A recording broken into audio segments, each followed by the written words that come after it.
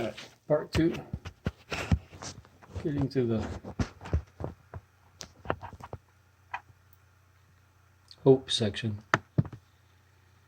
Military who attended the World Games in Wuhan released it as a bioweapon against China.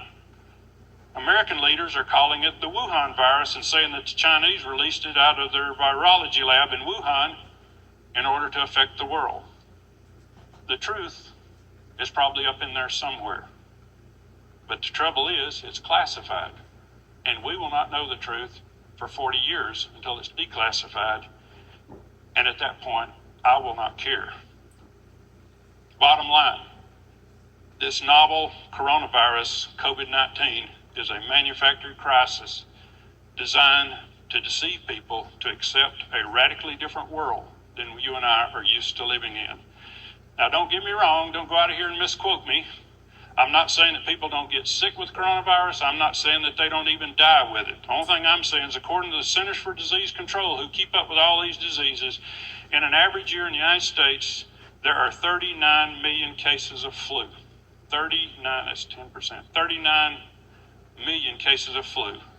And between 30 and 60,000 people die.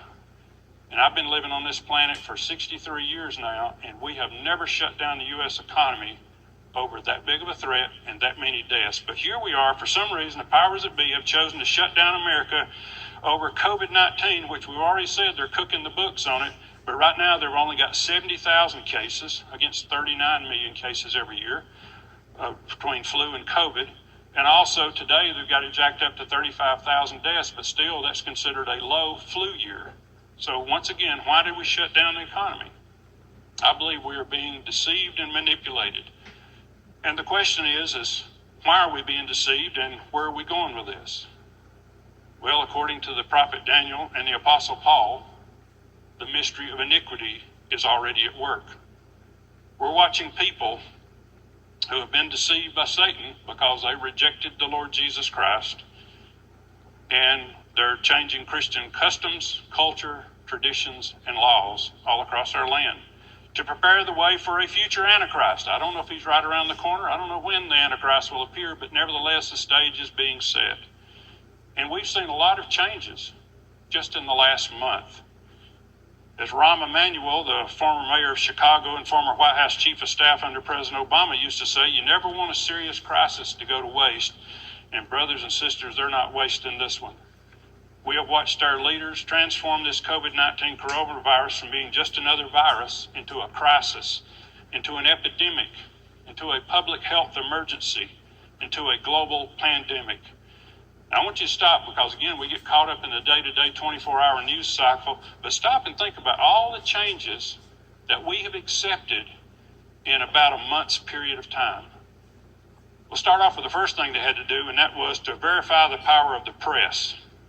Make sure that those 5 corporations that control 90% of what we see and hear in the media still have the ability to put everybody in a panic. Of course, we're talking about CNN Time Warner, ABC Disney, Fox News Corp, CBS Viacom, NBC Comcast. These networks bring on experts whose job it is to convince us that we need to give up our liberty or we're all going to die. They bring on globalist experts who explain that global problems require global solutions. I've heard that a half a dozen times, sometimes daily. They tell us the world is too complicated for any nation, even something as great as the United Nations. We can't fix this by ourselves. We need a one-world solution to our problems. They bring on experts who tell us that we need to quit being ignorant and listen to science, listen to the experts, listen to the technocrats. They alone know how to fix pandemics. They alone know how to fix climate change. Another one of the great changes that we've seen, that I've never seen in my time, is called social distancing. 6 feet between individuals, no gatherings larger than 10 people, order people off the streets and confined to their homes. This is a trial run at martial law, but it turns out they never needed martial law because most Americans submitted voluntarily. But governors have ordered up police, deputized government workers, and have deployed National Guard just in case we, the people, get sick and tired of this and rebel. And to further add to the rumors of a police state, our governor in Georgia set up a telephone hotline so you can call and rat out your neighbors who are not complying with lockdown orders. That sounds more like Russia or China than it does the United States of America. The next big change is crashing the capitalist economy. Following these social distancing guidelines, we have watched 22 million Americans lose their jobs. We've seen the stock market drop 10,000 points. We've seen our retirement savings vanish and go down the drain. We've watched the government take charge of the means of production, which is a classic definition of socialism. We got the government using executive orders, loans, and grants in order to pick which businesses will win and which businesses will lose. Another big change that's come out of this is they've made the church irrelevant, or should I say more irrelevant than what we already were. In times past, when America went into a crisis, they would call the people of God to pray. That's not what we're hearing now. We're hearing we need doctors, we need scientists, we need people to tell us how to do this. We don't need God, we don't need churches and prayer. Churches are listed among non-essential businesses. Pastors are not allowed to visit sick members in hospitals or nursing homes. The Christian tradition of handshaking with the right hand of fellowship is forbidden.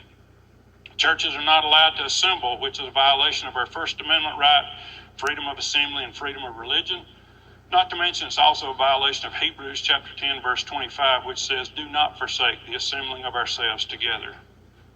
Our sermons and our Sunday school classes are forced online, which means that all of our words are being saved and stored in the National Security Agency's new and huge data center in Utah, which, as long as we have a government that's okay with Christianity, is okay. But what if our new world government is more like China?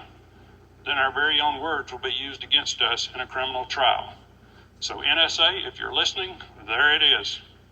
And so now the government is offering free money to churches. Never mind the fact that using taxpayer money to prop up churches who are in debt is a violation of the First Amendment of the United States Constitution. As our minister of music, Derek, often says, with the shekels comes the shackles. Whoever takes government money will ultimately take government regulations. And I don't think we want to do that at North Lake, at least not on my watch. Another change, cashless society. This is one of the globalist dreams and has been for years to get rid of cash, use digital currency to